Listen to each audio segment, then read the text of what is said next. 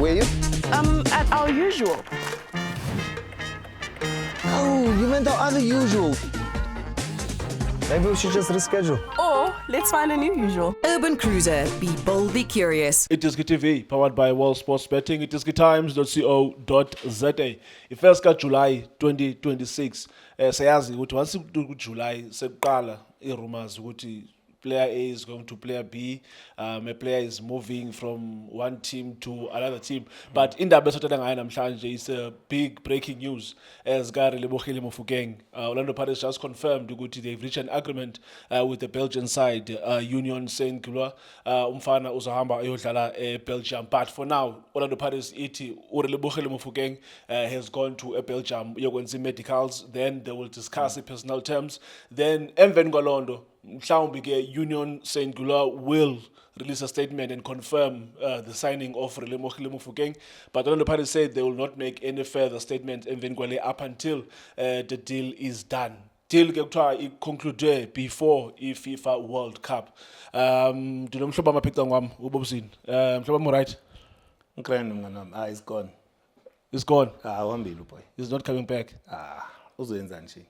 Makahamba. Alright. I'm not okay. Nani mwana? Indaba kaReal, ugood ngokureplace akhuleka mwana. Usho kanje? Good ngokureplace. I trust Orlando Pirates. Hey, Bobzin. Mina ngikreni mwana, mithi ngibulisa amadoda le studio Shane. Yeah. Bobzin, let's dive into it. Ezindaba noko ibe izindaba ezimnandi for a player, izindaba ezimnandi for a club, obviously financially, and also la reputation abayibuildayo ukuthi they are capable of sending young players overseas. But this move, uyibona njani move kaRelebohile Mofokeng going to Belgium? Yeah, Tashin, ngifuna ukuba honest. Urile deserve leya move ukuthi angahamba yodlala abroad chain.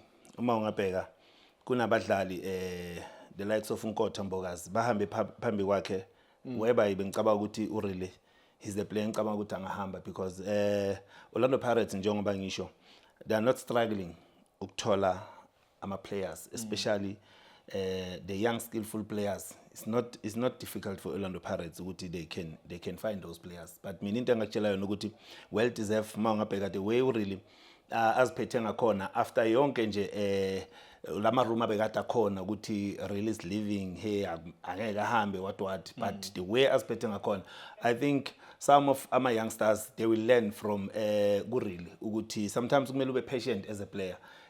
Into enhle iyalindwa Shane ngicabanga ukuthi it's the right time for urile uma ngabe deal yakhe ihamba kahle ukuthi kuye na Orlando Pirates ngicabanga ukuthi kuyinto right ukuthi iOrlando Pirates ikhonile ukwazi ukuthi isiphi isikhathi right to release urile.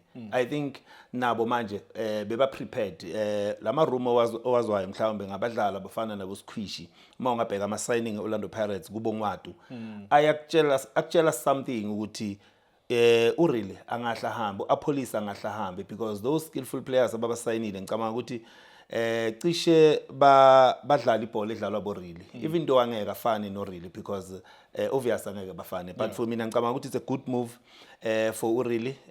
Congratulations to boy mangabe ideal yakhe iyaphasa njengoba iOrlando Pirates isengaka release statement ngicabanga ukuthi kusase irumor akusengakabi ukuthi uyahamba urile. No. Orlando Pirates have released a statement. I think an hour ago. Yeah, they released a statement. So they've reached an agreement with Union. Ngabo abathi uboy ubheke Belgium yokwenza medicals. Then after is a ukhupha statement again iclub uchaza ukuthi okay now ngifuna sona leso statement because ileso seyizosho ukuthi itlokile Shane. Uma seyitlokile vela abazoskip statement. So yeah, Shane indaba ezimnandi man.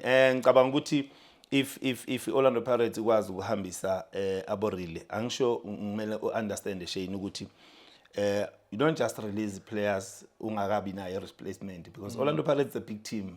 Ngicabanga ukuthi naye yafuna ukubagcina abadlali ukuze ukuthi achieve whatever ifuna ukuachieve, but uma ngabe ibona ukuthi bakhona abadlali abangareplace labo badlali kubalekile for bona ukuthi okay they can release those players bahambe because it's good for a player and also a team njengoba usho ukuthi financial wise a team nayo benefita if we are selling those players Europe. Okunye futhi ubheke ukuthi bayaphi eEurope, not bonke abadlali be-Europe bafika benze kahle angisho kumele as a team ubheke ukuthi yipi offer e-right for umdlali ukuthi la yakhona uya ku condition e-right na uzokhula yini ngakwe football kule country aya kuyo. We don't just sell because kufika nje offer e-Europe when I just sell phela khona amanye ama league e-Europe uyabona ukuthi instead ukuthi umdlali akhule akakhule, but for really I'm happy for really ukuthi akahambe ngicabanga ukuthi nebafana izo benefit ukuhamba kwa really Shane. Now the big question again, Orlando Pirates iqala ngaphi ureplacer umdlali onjengo Relebohlo Mofokeng? What kind of signings do they need to make in order to make sure ukuthi even if la gap ayizovaleka, because there's no player ifana nenye, but you need to make sure ukuthi if you release a high caliber player njengorele, you bring in enye high caliber player, high caliber potential player. So Orlando Pirates from upper Bobzin, how do they replace Relebohlo Mofokeng? Yeah, Shane, not exactly mhlawumbe ngaba nomdlalo ngathi Orlando Pirates replace ngobani, because some players can play well kwamanye ama team bafike ku-Orlando Pirates bangakunikezi lento ocabanga ukuthi bebangakunikeza yona. And but mawungabheka i-signing yakwaNgwatu, that player is talented Shane. Ngwatu from kuSiwelele, that boy is talented, and if uzwa ama-rumor ukuthi bafuna uSquishy uNdlovu ngicabanga ukuthi naye it's a player ngicabanga ukuthi ingaba a good signing for Orlando Pirates also, because mawungabheka he's doing well with Golden Arrows. So ngicabanga ukuthi the style of play se Orlando Pirates labo badlali siyabasutha Shane, because not every player ozomsayina kumele, yes kumele kube nama adjustment as a player ukuthi ngifika lapha ngiadopte the style of play ngale talent enginalo, but kumele ubheke ukuthi usayina abadlali abafanele yini ukudlala according to his system team. So ngicabanga ukuthi from dala Orlando Pirates uyazi i-team edlala ngabadlali abane speed, abadlali abaskillful. So ngicabanga ukuthi kuma winger Orlando Pirates i-number 10 Orlando Pirates kuba abadlali ngicabanga ukuthi yilabo abafana nabo la ngibona ama signing Orlando Pirates iwayenzayo. And khumbula ukuthi they still have i-TDC eqeda ukwenza kahle. There's a couple of players from TDC Orlando Pirates are doing well. It might happen ba promote because nabo really babuya ku promotion ye TDC. So ungabheki kuphela ngokuthenga ku-Orlando Pirates to replace, they can also promote those players babuye bazodlala. Khumbula kunomdlali abamthenge ku Baroka uHositsile ne, yes bamlona futhi now boy he's a good player, simbonile adlala ku Baroka. So ukhumbule ukuthi uyabuya ku-Orlando Pirates uma ngabe mhlawumbe i-loan yakhe iphelile ku Baroka. So ngicabanga ukuthi ya Orlando Pirates Shane ba ready kulama position afana nalawo, because sikule country nale talent efana naleya. So kulula ukuthi iOrlando Pirates ingabathola abadlali abafana nalabo, but umuntu angayizwa kangathi uzothola exactly urele. No, angeke uthola exactly urele. Uzothola umdlalo ozonikeza iPirates something njengoba urele bekabanikeza something nje. iOrlando Pirates, it seems like ikhona direction abayithathayo wena Bobzin when it comes to South African born players, because this season I think they are one of the few clubs. Abesithi mhlambe announce lineup, you'll only see mhlambe uDion Hotto being a player engazalwa apha eMzantsi Afrika edlala kwiOrlando Pirates. But in most cases, you'll find them playing an all South African lineup. You'll find youngsters coming from teams. For example, the signings that they've made right now. I think the oldest player by signing it's Kampani Lungu and also Aphiwe Baliti, who's 24. But in most yabo, there's 22. Ukwehla, Yochogu, 19 years old, Abongwatu. Orlando Pirates in the direction by Tatai about to introduce young players. You have a benefit and down. Yeah, for Orlando Pirates chain. Ngicabanga ukuthi ngendaba ze finance baya benefita, because obvious mawuthengisa abadlali eEurope kunemali enhle abayibekayo ama team ase Europe. But when it comes to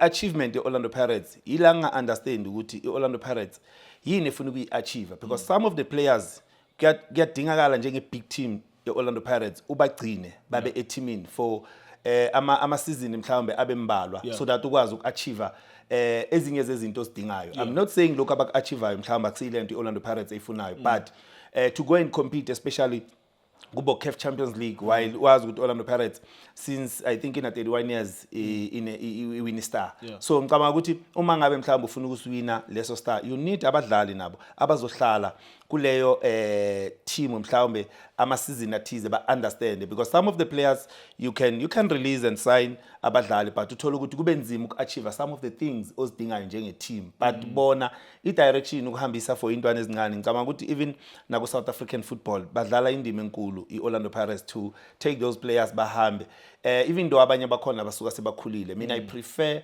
ukuthi kuthathwe abadlali base South Africa basebancane so that bakwazi ukudevelopa e-Orkant nakhona ubheke ukuthi baya kuyiphi i-country so that bakwazi ukudevelopa, because uma uzothatha ubobo ngeke ngayisho lento angaka ukuthi umikise e-Europe, okusalayo yezo uzo-achieve kuloko achieve mhlawumbe imali ubenefit nayo umdlali abenefit as an individual, but uthola ukuthi nge-development sidala imshili development. So but for Orlando Pirates I think they're doing a good thing Shane ukuhambisa lawo badlali so that ukwazi ukuthi ne-country yabenefit, but njengoba ngisho ngithi you'll never know ukuthi Orlando Pirates yini efuna ukuyi-achieve, mhlawumbe lokho abaku-achieve manje for bona ku-right yini na, because njengoba ngisho ngithi you need some of the players but ube nama-experienced players eteamini to achieve more kulezi zinto mhlawumbe uzidingayo Shane. Yeah, bengisiya kwendawo kanye bobuzini about youngsters ukuthi now usenda abadlali bese bancinci ubase e-Europe. We've seen countries like abo Ghana, Ivory Coast, Cameroon, Senegal. Banalento ukuthi I wouldn't say bona babathumela kwelacala bancane. I think most yabo bazalwa kwelacala. That is why you'll find abanye babedlala mhlawumbe from mid-development, France, konke lamazwe up until bakhule, but iroots zabo bebesaziwe ukuthi umfana uvela eGhana, umfana uvela e-Ivory Coast. But for thina bobuzini ibaleka kangakanani into ba sibathumele kwelacala bese bancinci? Yeah, Shane, I think ingasinceda lento. Number 1, bayaphi labadlali njengoba ngisho ngithi kumele ubheke ukuthi bayaphi, and number 2, the more sibamikisa basebancane siyo benefita ku development. Uma ungabheka i-development yethu Shane isemuva kakhulu, uyibona sometimes uma sifika sidlala sicompete lapha kulama World Cup stage, AFCON, uyabona ukuthi le stage esikuso thina sileka i-development Shane. Sengicabanga ukuthi i-advantage yokuhambisa intwana sezincane ukuthi at least zikwazi ukudevelopa more. Ngicabanga ukuthi lokho kungasinceda siyi-country because ama-facilities awafani Shane, but uma ngabe uyabheka njengoba ngisho ngithi uma uyorelease abadlali babadala ngibona ukuthi singabenefita kuloko as a country, because if ungabheka abadlala e-Europe bangaka abadlala e-Europe ba-assista bafana ngendlela mhlawumbe ucabanga ukuthi bebangayi-assista ngakhona. Siyagcinela kubo Steven Pienaar abadlala ngale, but uma babuya ucabanga ukuthi bazo-raise ibar kulabadlali abadlala local, uthola ukuthi cishe badlala ngokufana.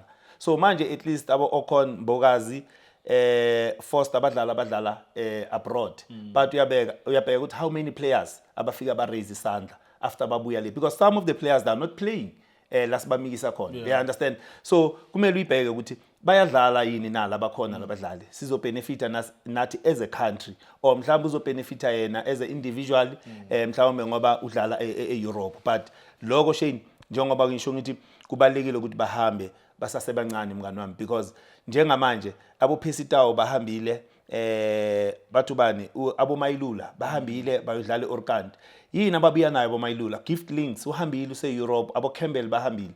Basilethelane as a national team uma badlala e-Europe nako lokho kumele sikubheke. I think it's good uma ngabe nathi as ama-South African we are ready ukuthi if a coach ubiza abadlali base-Europe, we are going to support the coach if ababiza, because now stand ama-team wethu locally more than ibafana, because now sibheke Sundowns, Paris, Chiefs ukuthi kunabadlali abenza kahle. Uma ucoach azobiza abadlali base-Orkant kumele simquestione ngalabadlali abadlala la ekhaya, because thina we are always watching abadlali bethu ku league yasekhaya.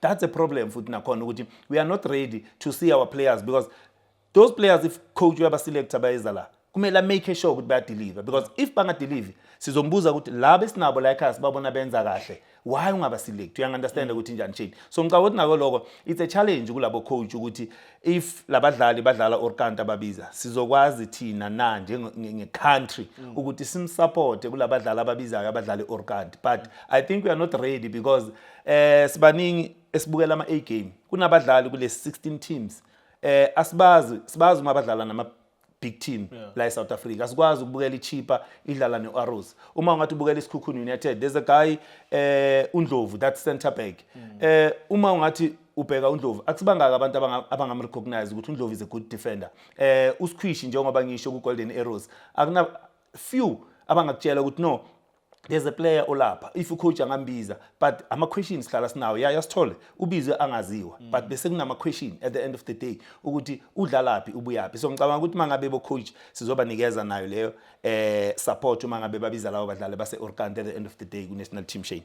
Well, opposite Masiva le segment ka Lebogile Mofokeng and move on because there's also a national team we just concluded the World Cup thina ke as Bafana Bafana isaqhubeka yona obviously but let's dive into iBafana Bafana Bobzini and the biggest question le ndifuna uqala ngayo I question ka coach Hugo Broos from apha ubheka phambili senza njani ngo coach Hugo Broos. Shane, number 1 mele sibheke ukuthi kusafa yini into abayidingayo so far ukuthi ma plans wesafa manje ukubona iBafana Bafana ikuphi because if ungathi ubheka iBafana Bafana ngicabanga ukuthi manje ibheki iAfcon ibheki iWorld Cup e2030 so if coach Hugo Broos umgcina the question is uzokwazi yini ukuba khona kuAfcon na kuWorld Cup if uzothi wena umdinga kuAfcon isikhathi enough for lo coach ozomqasha after iAfcon ukuthi prepare team ezo qualify iphinde yo compete 2030 na angisho kumele kube iproject the question ileyo Shane so mina ngicabanga ukuthi kumele sibheke lapho because so far mina uHugo Broos from labo yakhona I think uwenzile umsebenzi wakhe Shane uMadala uwenzile umsebenzi wakhe because manje ngathi sifuna ukukhohlwa ukuthi ufike kuBafana Bafana kunjani and lento le kumele uyikhumbule because uma kungabuya lento efana nale uzophinda futhi wena ubuyele back ukuthi uMadala bekangcono ilento nje ngibona khona I think we must give uMadala icredit la ethi Bafana Bafana khona because now we can attend ama game eBafana Bafana la khona ama South African beyangasasenayo interest to go and watch iBafana Bafana but now sibukelile iBafana Bafana ukwazile ukuqualifya la qualifier khona hamba wayobuya nebronze wadlala iAfcon waphuma manje sithethe uskiphe kuma group stages nakhona record lelo even if kwabanye abantu yes kubobo ngahlala kungabonakali mhlambe kumsebenzi ngathi uwenzile kuBafana Bafana but kumele ubheke because at the end of the day yes kubonakala kulula to play nalawa ama team but uma ungabheka ama team afana nabo Canada go and analyze Canada also not for iBafana Bafana kuphela you'll see ukuthi these guys basebenzile ukuze ukuthi ba qualify ba beat iBafana Bafana because angicabanga ukuthi bebangenhla nange quality Shane konke lokho kumele ubheke not just because of mina uma ngihlezi ngabona ilula ukuthi lento beyilula for thina it's not easy Shane that is why ngiphinde ngabongela nabadlali ukuthi they fought for amajita ukuze ukuthi bafike lapha bakhona so yaka Hugo Broos Shane for me man ngicabanga ukuthi it's a high time man ukuthi mhlambe banganikeza omunye umuntu coach for prepare iAfcon neWorld Cup ezayo uMadala umsebenzi wakhe so wenzile Shane because ngizwe nje nama statement wakhe ukuthi uyawukhumbula umndeni wakhe so ngicabanga ukuthi kungabi into ukuthi mhlambe ungasagcina uMadala kulesikhathi samanje ngicabanga ukuthi for me isikhathi ukuthi ungamrelease ahambe then kutholakala ucoach omusha Shane. Now masihambe ngestatement sakhe uMadala awayesenzile before iWorld Cup let's say kwenzeka ngela hlobo ethe ngalo ukuthi this World Cup might be his last tournament as coach Bafana Bafana. Now as South Africa do we bring in a local coach or siyaqhubekeka and look for a qualified European coach and if city okay local or city abroad European coach why? Shane, that one is difficult Shane because you know it's not like sikhuluma ngento ezoyenzeka in the field of play ekugcineni ziningi izinto ezenzakalayo if you are a coach eBafana Bafana so you can say singamthola ucoach wase Europe but usibuze ukuthi uzokhona ukunderstand yini na abadlali sinabo manje ucoach wase Europe njengoba uHugo Broos akwazile ukukwenza lokho but for me mina ngaya locally coach wena Shane, but uma ngiya locally kuzaba nama challenges la khona kuyodinga isupport kuma South African kulo coach, because if ungabheka manje ku social media Shane kuningi okwenzakala ku social media, so I think ucoach angasebenza under pressure. Ngidinga ucoach locally, but ngibona it disadvantage ukuthi uyosebenza under pressure Shane, because of uma ungabheka the way Hugo Bros asebenza under pressure ngakhona and ukwazile ukudila nesimo esifana naleso, especially ku association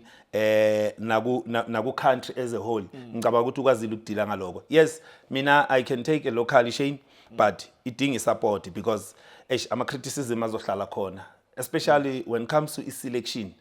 I think into a difficult. Oh, you think mhlawumbe a local coach mhlawumbe ingabhulishwa to a point ukuthi as Bambo uchile, because you made a very important point, Star City, we support our teams more than basi support iBafana Bafana, especially when it comes to iBafana Bafana. Sakwazi ufaka iclubism kwizinto ezibafana Bafana be ingangena indawo, but ke if football fans asoze uyikhuphe kuzo lento zinjalo umthetho wazo.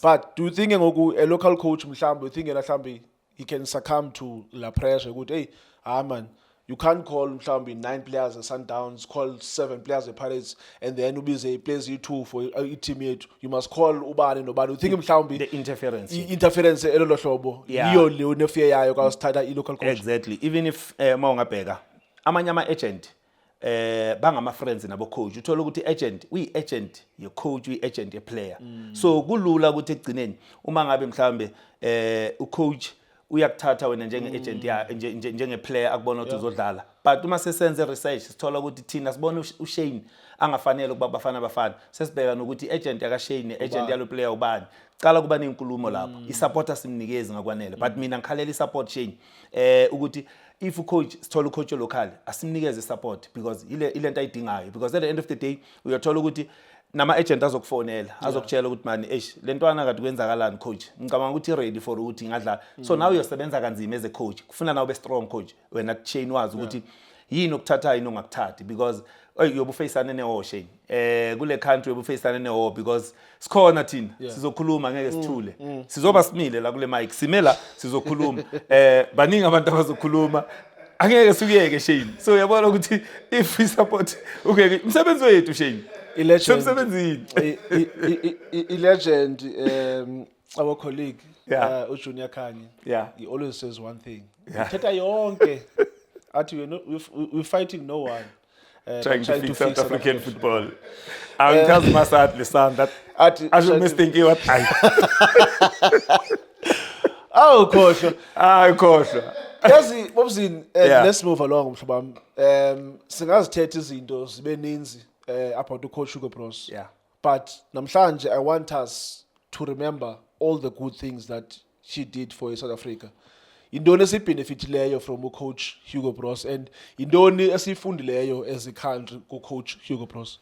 I think into ecala mina ngifundile ukuthi interference iba ne limit njengami ngubobo when it comes to national team. If kuno coach coach Hugo Bros beyangezwa ngabantu ukuthi bathini, bekenza umsebenzi wakhe ngendlela acabanga ukuthi right ngakhona, and simdoubt simcriticize egcineni aphume nalento aphuma nayo kulelo record alibreakile yena kuye uachievile, because ayikazi Bafana achieve lokho. So kungifundise okuningi mina wena Shane ukuthi uHugo Bros I think umuntu engicabanga ukuthi udile ngento eziningi, especially ukuthi association imnikeze leya chance yokuthi akenze lento afuna ukuyenza ngale team acabanga ukuthi izomnikeza ama results at the end of the day. So into engicabanga ukuthi Hugo Bros Shane uyenzile, and congratulations to him ukuthi enze lento ayenzile. I know kwabanye abantu ukuthi akasebenzanga the way mina ngambona asebenze ngakhona, but it's not easy vele uma ukude enye into ngayibona ngathi no ilula, but uma uduze ngikhana uzobona ukuthi no kunzima la, akukho lula Shane. So ngicabanga ukuthi into engibonile Shane ngoHugo Bros leyo ukuthi no ube ucoach obonakala abanesithunzi, the dignity wayiletha kuBafana national team yabanesithunzi yakhona ukuthi umuntu akwazi ukuyothenga i-t-shirt eBafana a-drive ahamba e-stadium supporter. I've never seen ijezi zeBafana zigcwele kangaka estradweni. I know ke ukuthi asinoyibalekela different qualities, but okusalayo i-colors yafana. Okusalayo icolors yafana Yeah, bafana bafana. yeah. But Bobzin masivale mhlobo just asinikile isignal. Yeah. For as the two players ke ngobobzin kule World Cup. Mara why ungangibuzi mnganami ukuthi njengoba ngithi local coach ngicabanga ukuthi kungaba ubani mara mnganami. Why uyangibalekela ufuna ngitshele. Oh you have someone in mind mhlobo. Yeah, ukhona mnganami. Ucinga ukuthi Local. Locally obvious Shane. Mina ucoach Pito. Ngamthatha Shane abe akazohamba yedwa nike ne-assistants zakhe. i-assistant zakhe ngafuna ezu2 Shane. Coach Manqoba. Yeah. Manqoba angam-assist angilande no-coach Kopo. Ngibona ngathi imreleasile ama-tax yeah. amreleasile. So ngicabanga ukuthi mangathola ucoach Kopo no coach Manqoba kubafana bafana ngicabanga ukuthi ngamnceda kakhulu. And the idea behind i-appointment yabo or the acquisition uthi reason why bafuna eyona main reason wakho yintoni mhlobam? I think uma ungabheka ucoach Pito akusu coach ukuthi uyakwazi ukuhlala phansi a read the game ngalokwanele njengo coach Kopo no coach Manqoba. I think kumele ibe balance I technical team yakho. If wena wazi ukuthi uzoba touchline always unikeza lawo ma instruction kube nomuntu okwazi uku read the game ngendlela right. I think bo coach Manqoba they are good nabo coach Kopo njengoba ngisho ngithi ekureading kwe game ngicabanga ukuthi abantu ngicabanga ukuthi ngabaletha duze no coach Pito to assist coach Pito kubafana bafana lokho thini ngicabanga ukuthi ngasinceda and also uma ungabheka nangale kuma juniors ngicabanga ukuthi kulama juniors angakhona uku-assist nga some of the coaches. There's a coach engimthandayo man ucoach VV. Unfortunately akukho lula man ukuthi mhlawumbe ngazumbone but that coach for me is good. Vladimir No uVV ubuya ku Chipa United. Oh, okay. I think he's yeah. a good coach. Uma ngithi VV konje mngani wami ucoach VV no ngiyakuthola mngani. No mhlobam I mean coach VV I mean no uVusmus Villas. Okay. Yeah. Ndazi eli lika khona nyika mabizwa ngalo coach Vusmus. Ushukano. Yeah. No, ucoach Kano, yeah. I Okay, think it's one of ama coaches engiwabonayo ukuthi banalo khono Shane. Unfortunately, abatholi i-team ene quality but uma ungathi uyambheka the way la coach akhona uyambona cishe nabo coach Badela kuna something oyibonayo ukuthi no they've got something these guys just that mhlawumbe abatholi quality enough laba suka aba coach akhona. So yeah, ngicabanga ukuthi coach wena Shane aba coach abafana nalabo for coach Pito bangam assista kakhulu but ukhumbule ukuthi into ayidingayo kunawo wonke umuntu okhona udinga support kuma South African if bam appoint ucoach Pito need support yethu ukuthi simsupport siyeke ukuthi sibheka ukuthi ucoach Pito ubani wafela uyakhumbula na the time coach bafana beyangasifeila the only thing ayenzile maybe ukuthi naye washo ukuthi ngichoose ama team strong for ama preparation ebafana so when I drew lama game lawo or ngwaluza kubonakala ngathi I'm a failure but it's because of bekazama ukuthi ufuna ukutesta i-team yakhe ukuthi they are ready now ukuhamba bayo compete. So ngicabanga ukuthi beyangasifeila coach Pito even na Sundowns ufika wenza izinto ezayenzeka. So for me ngicabanga ukuthi he's the only coach local ngicabanga ukuthi angayicoach bafana Shane. Wow. Bobzin I think sifike lesiphelweni sale episode yanamhlanje. We've covered indaba kaRelebohile Mofokeng who's going to Belgium. Kwesa stage bese ngichile ukani kusho ukuthi sikwesa stage ke ngokapho i-players izabe zirumored ukuthi ziya ku team ethile. Azizophela indaba obuzini up until isizin iqale nge1 ka-August but ngoku uyazi ukuthi izaba se-rumors wire but breaking news manje Shane into engakutshela yona ukuthi I wish and I pray ukuthi really afika shine emngane wami athola game time la yakhona adlale Shane le football engazadlala yona because if kungaba mhlambe nesikhathi la khona uRele afika ngadlali la ayakhona ungamangali Shane uma abuya umthola sekukhona amanye ama team amlandayo la eSouth Africa but all the best for Urile Shane. I'm happy for boy. I wish ukuthi angafika Shane ashine adlule lapha khona ngifuna ukumbona akwamanye ama league aphezulu Shane. Wasifane Bobzini umjoyeke side but okay it's fine masivale. Hopefully izinto zihamba kahle for uBoy kwelaqala. Hopefully zihamba kahle izinto for uBoy kwelaqala, because this move is not only good for him, it's good for the club, it's good for the national team yomzansi Africa, it's good for nezinye youngsters. Yazi ukuthi when you are 21 it doesn't mean you are still young, it means ukuthi you are still young, yes, ukuthi uyodlala overseas and give your best. From myself and uBobzini, awukho i-parting shots mhlaba wakho ufuna ukuthi phone No, ivala. ayi right mnganami. Right. Ngicela uyivale Shane. Okay, masivale. Thank you so much for watching iTSG TV.